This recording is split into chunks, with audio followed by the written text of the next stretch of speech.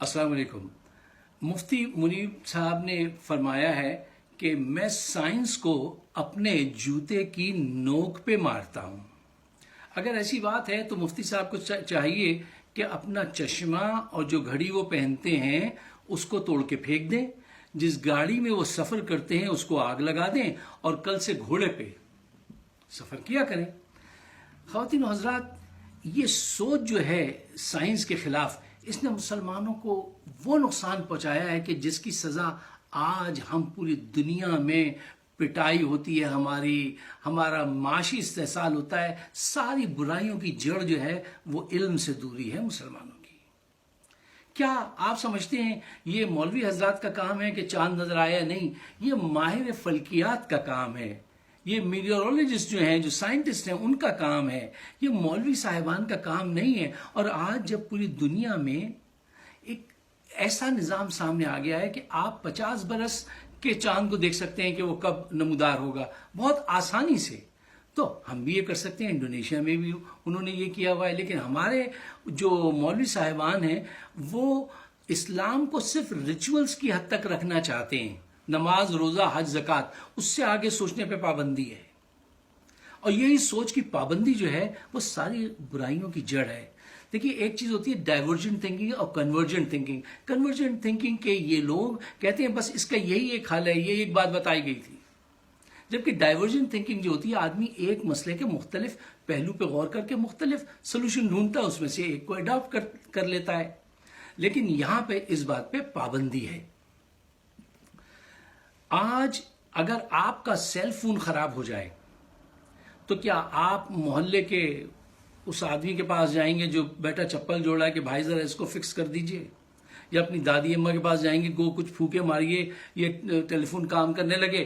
وہ فون کام نہیں کرے گا، یہ طریقہ نہیں ہے۔ جس چیز کا جو طریقہ ہوتا ہے وہ اڈاپٹ کرنا چاہیے۔ ہم نے جب یہ سوچ اپنائی کہ سائنس اسلام کے خلاف ہے تو اس سے بے پناہ نقصان ہوئے۔ ذرا تاریخ میں گہرائی میں اتر کے دیکھیے، 8ویں صدی عیسوی سے 14ویں صدی عیسوی تک دنیا میں اگر 14 بڑے سائنٹسٹ تھے تو اس میں سے 10 بڑے سائنٹسٹ مسلمان تھے۔ طفیل ابن کندی، ابن رشد، ابن خلدون، الزہواری، خوازمی، امام جعفر، یعقوب الکندی، بے پناہ، الرازی، مطلب ایک لمبی لسٹ ہے۔ اس کو اس سوچ کے لوگوں نے کہ سائنس کو جوتے کی نوک پہ مارو، ان کو اس سوچ کو جو ہے آگے نہیں بڑھنے دیا، ریسرچ کی، اس ریسرچ کو روک دیا۔ اور کہاں تک روکا کہ ابن رشد جیسا بڑا سائنٹسٹ جو بہت بڑا ماہر فلکیات تھا، اس کو مسجد کے ایک پلر کے ساتھ باندھ دیا گیا اور نمازیوں سے کہا آتے جاتے ان پہ تھوکا کرو۔ یعقوب الکندی، جس کو کہتے ہیں فلسفی کا باپ، وہ اتنا بڑا آدمی تھا، اس کو عراق میں حاکم وقت نے 50 کوڑے لگوائے اور ہر کوڑے پہ عوام جو تھی وہ تالیاں بجاتی تھی۔ اور الرازی، جس نے چیچک اور خسرہ کے فرق کو ڈفرینشیٹ کیا تھا، اتنا بڑا آدمی، اس کو حاکم وقت نے کہا کہ ان کی کتاب جو ہے اس کے سر پہ اتنی مارو کہ ان کا سر ٹوٹ جائے یا کتاب پھٹ جائے۔ اتنی ان کی ٹھکائی ہوئی کہ ان کی آنکھیں جو تھیں وہ نابینا ہو گئے۔ اس سے کیا حاصل ہوا؟ تحقیق رک گئی۔ دوسری قوموں نے تحقیق کی، انہوں نے سائنس ٹیکنالوجی کے ذریعے، آج ان کے پاس معیشت بھی ہے علم کی وجہ سے، اسی تحقیق کی وجہ سے ان کے پاس نئے نئے اسلحے ہیں، وہ ہر طرف سے ہمیں مارتے ہیں۔ ہم صرف ریچولز میں گھرے ہوئے لوگ ہیں۔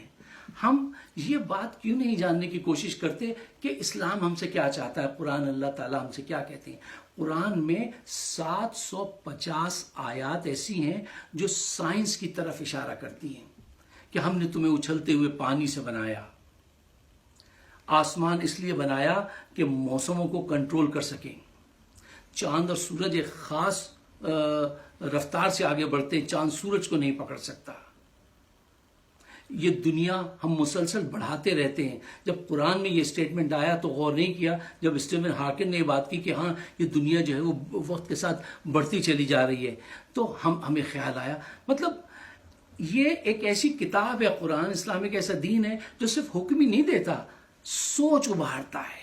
آپ کے اندر عقل، شعور کی طرف بے پناہ اشارے ہیں، اور آنے والا وقت کس کا ہے؟ آنے والا وقت اس قوم کا ہے جس کے پاس سائنس، ٹیکنالوجی، کمیونیکیشن اور انٹلیکچل بینک ہوگا، جس کے پاس جو سب سے زیادہ انٹلیکچولیزم جس کو جو پروموٹ کرتا ہے وہ احادیث ہے اور قرآن ہے. اس کو ہم اس ڈائریکشن میں فالو نہیں کرتے. آپ کو پتا ہے اس کا کیا انجام ہوا ہے کہ دنیا نے انڈسٹریل ریولوشن دیکھا، ہم پیچھے رہ گئے، کہاں سے کہاں پہنچ گئے.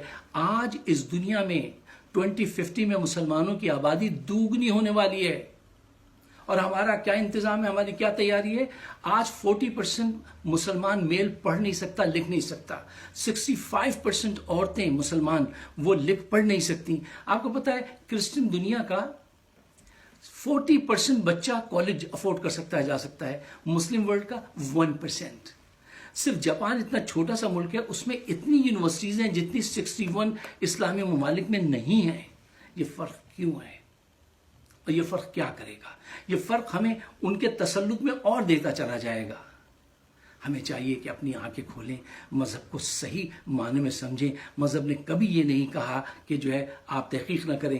یہ سوچ جو ہے نا کہ جب لاؤڈ اسپیکر آیا تو مولوی صاحب نے کہہ دیا ارے یہ شیطان کا کام ہے، اس پہ تو اذان مت دینا، اذان نہیں ہوگی. ٹھیک ہے نا. اچھا وہ جب چاند پہ انسان پہنچ گیا تو کہیں گے ارے ارے روکو روکو روکو ان کو، یہ خدا کے معاملات میں دخل اندازی کر رہے ہیں. پھر کہیں گے یہ چاند پہ گئے ہی نہیں ہیں، یہ جھوٹ بولتے ہیں.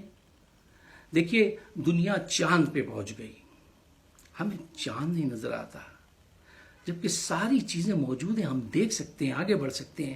ہمیں اپنے اندر وہ ہمت پیدا کرنی چاہیے کہ ہم ایسے لوگوں کو جا کے بات کریں کہ نہیں صاحب یہ بات آپ غلط کہتے ہیں، ہم آپ کا احترام کریں گے، آپ کو سلام کریں گے، آپ سے محبت کریں گے، لیکن اگر آپ ہمیں بیکورڈ پیچھے کی طرف پھینکیں گے تو وہ بات ہمیں منظور نہیں. سائنس اور ٹیکنالوجی، دیکھیے ہر علم جو ہے وہ اللہ اور اس کے رسول کے بتائے ہوئے اصولوں کی روشنی میں ہمیں پڑھنا چاہیے اور اس کو اپنانا چاہیے. اور اگر آپ دیکھ لیں تو پہلا لفظ آپ صلی اللہ علیہ وسلم نے پڑھا، پڑھو. ٹھیک ہے نا. مطلب کتنی محبت تھی آپ صلی اللہ علیہ وسلم کو علم کے ساتھ. ہمارا علم سے کیا تعلق ہے؟ ہم روز بروز کمزور ہوتے جا رہے ہیں، اور ہماری مساجد، ہمارے مولوی صاحبان کیا کر رہے ہیں؟ پیسے جمع کر رہے ہیں. جیسے 15 سینچری میں مارٹن لوتھر نے ایک رومن کیتھولک چرچ میں جا کے ان سے صاف صاف کہہ دیا تھا کہ you are selling heaven for money. تم جنت بیچ رہے ہو اور چھوٹی چھوٹی باتوں کے لیے پیسے مانگتے ہو. یہی آج مسجدیں کر رہی ہیں. مولوی حضرات کیا کر رہے ہیں؟ پیسے جمع کر رہے ہیں، اسلام کو بھیج رہے ہیں. کوئی تعویذ بیچ رہا ہے، کوئی نالج بیچ رہا ہے، کوئی بس اسی کاموں میں ہے. تحقیق کب ہوگی؟ اس تسلط سے ہم کب نکلیں گے؟ اس رسوائی سے جو آج پوری دنیا میں ہر طرف پٹائی ہے، ناداری ہے، غربت ہے.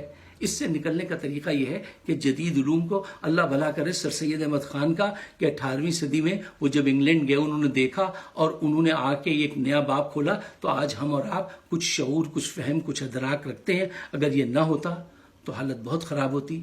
اب ہمارا آپ کا سب کا فرض ہے کہ ہمیں بھی ایک جرت کا اظہار کرنا چاہیے. ہم سمجھتے سب بات ہیں، اپنے مولوی سے ڈرتے ہیں کیونکہ مولوی کے پاس ایک ڈنڈا برادر فوج ہوتی ہے جو آپ کے پیچھے لگا دیتے ہیں. وہ اس سے نہیں ڈرنا چاہیے، اللہ سے ڈرنا چاہیے، اپنی نیت کو پہچاننا چاہیے اور اس کام کو اب تیز تر کرنا چاہیے. آپ سب کا بہت بہت شکریہ.